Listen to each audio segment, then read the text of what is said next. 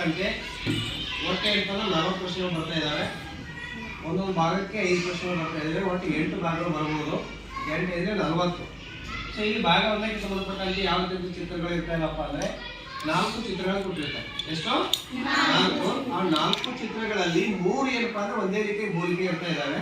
ಒಂದು ಮಾತ್ರ ಭಿನ್ನವಾಗಿರುತ್ತೆ. ಬೇರೆ ಇರುವಂತ ಚಿತ್ರವನ್ನು ಹುಡುಕಬೇಕು. ಅದಕ್ಕೆ ನಾವು ಹೇಗೆ ಹಾಕ್ಬೇಕು? ಇಲ್ಲಿ ನೋಡಿ ABCD ಈ 4 ಚಿತ್ರಗಳಿದಾವೆ. ಇದರಲ್ಲಿ ಒಂದೇ ರೀತಿಯಾಗಿ ಸಾಮ್ಯತೆ ಹೊಂದಿರುವ ಚಿತ್ರಗಳು ಹೋಲಿಸಿದಾಗ ಯಾವಪ್ಪ ಅಂದ್ರೆ ಇಲ್ಲಿ ಕಾಣಿಸ್ತಿದೆ ನೋಡಿ ಅಲ್ವಾ?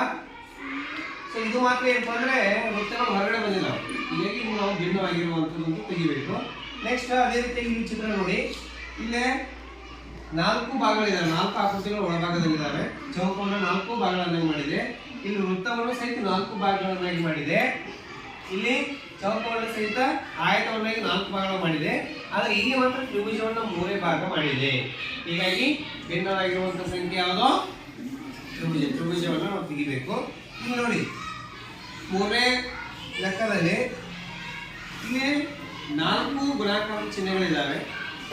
ಇಲ್ಲಿ 5 ಇದಾವೆ. ಇಲ್ಲಿ 4 ಇದಾವೆ. ಇಲ್ಲಿ 4 ಇದಾವೆ. ಹಾಗಾದ್ರೆ ಭಿನ್ನವಾಗಿರುವಂಥದ್ದು ಯಾವುದು? ಬಿ ತೆಗಿಬೇಕು. 5 ಇದಾವೆ ಅದರಲ್ಲಿ. ನೆಕ್ಸ್ಟ್ ಭಾಗ 2ಕ್ಕೆ ಸಂಬಂಧಪಟ್ಟಂತೆ ಈಗ ನೋಡಿ ಭಾಗ 2 ಕಾಣಿಸ್ತಾ ಇದೆನಾ ಎಲ್ಲರಿಗೂ? ಇಲ್ಲಿ ನೋಡಿ ಪ್ರಶ್ನಾಕೃತಿ. ಇದು ಪ್ರಶ್ನಾಕೃತಿ ಕೆಳಗೆ ಇರೋದು. ಇದು ಪ್ರಶ್ನೆ.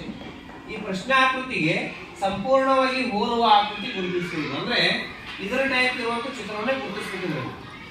ನೋಡಿ ಈ ಚಿತ್ರ ನೋಡ್ಕೋಬೇಕು. ಈ ಚಿತ್ರ ಟೈಪ್ ಇರುವಂತ ಚಿತ್ರ ಇದರಲ್ಲಿ ಬಂದಿದೆ.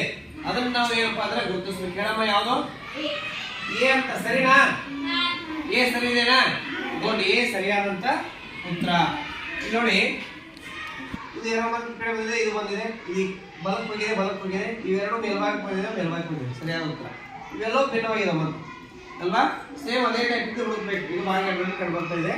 ಇಲ್ಲಿ 2ಕ್ಕೆ ಸಂಬಂಧಪಟ್ಟಂತೆ ಉತ್ತರ ಸಚಿನ್ ಹೇಳಪ್ಪ. ಬಿ ಅಂತ. ಬಿ ಸರಿಯಾದ ಉತ್ತರನಾ? ನೋಡಿ ಇಲ್ಲಿ ಎಲ್ಲೋ ಮಾರ್ಕಿಂಗ್ ಇದೆ. ಇಲ್ಲಿ ಇದೆ. ಇಲ್ಲಿ ಕೆಳಗೆ ಬಂದ ಮೇಲೆ ಹೋಗಿದೆ. ಎಡಭಾಗದಲ್ಲಿ ಕೆಳಗೆ ಬಂದ ಮೇಲೆ ಹೋಗಿದೆ.